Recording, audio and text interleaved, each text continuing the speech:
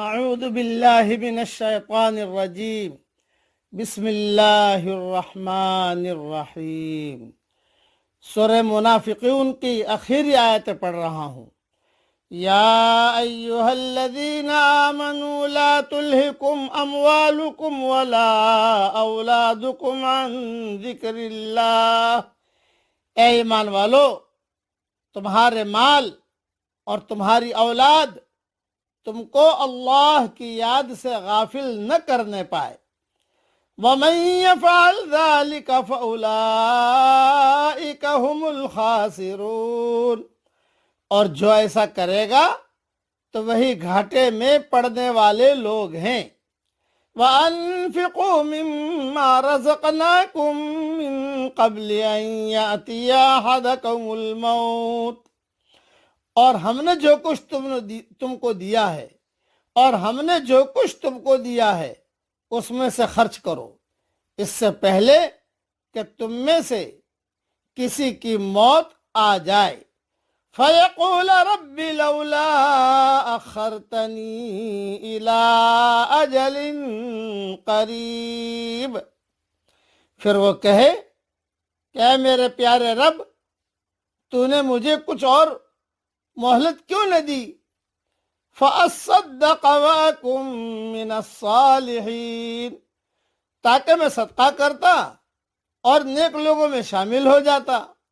وَلَن يُؤَخِّرَ اللَّهُ نَفْسًا إِذَا جَاءَ أَجَلُهَا، اور اللہ ہرگز کسی جان کو مہلت نہیں دیتا جب کہ اس کی میعاد آ جائے۔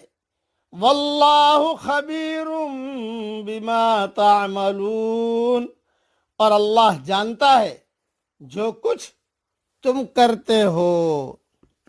مختصر تشریح سن لیجیے اس کی۔ ہر آدمی کے لیے سب سے بڑا مسئلہ آخرت کا مسئلہ ہے، مگر مال اور اولاد انسان کو اس سب سے بڑے مسئلے سے غافل کر دیتے ہیں۔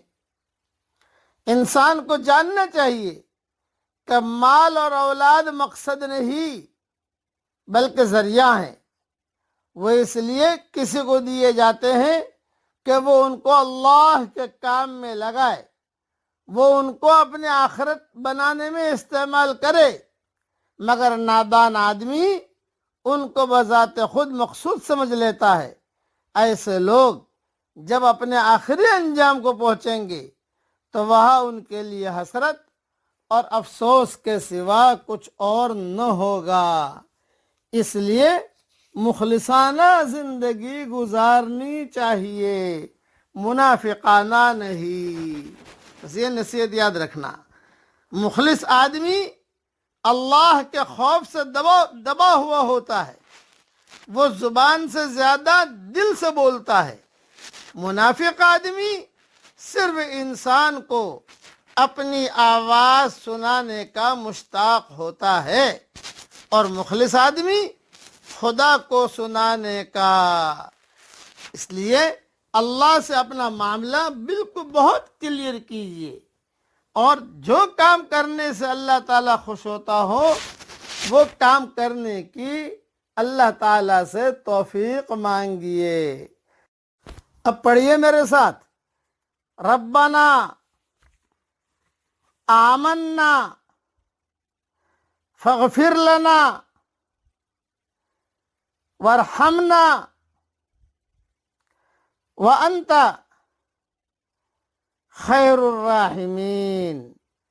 اے ہمارے رب، ہم ایمان لے آئے،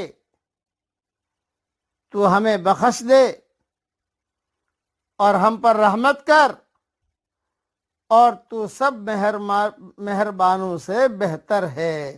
اللہ تعالیٰ یہ دعا ہم سب کے لیے قبول فرمائے، آمین۔ وآخر دعوانا ان الحمد للہ رب العالمین۔